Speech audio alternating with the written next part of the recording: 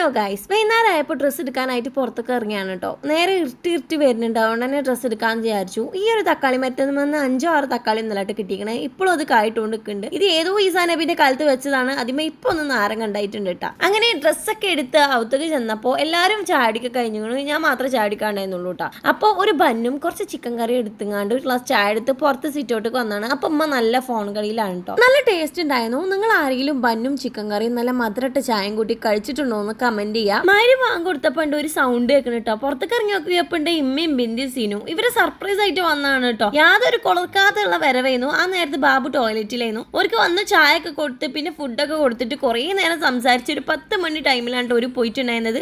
ബിന്ദി ഇട്ട് വന്ന ഡ്രസ്സെല്ലാം പോകുമ്പോൾ പറഞ്ഞാൽ ഇന്റെ മാക്സ് ഇട്ടിട്ടാണ് ഓളെ പോണത്.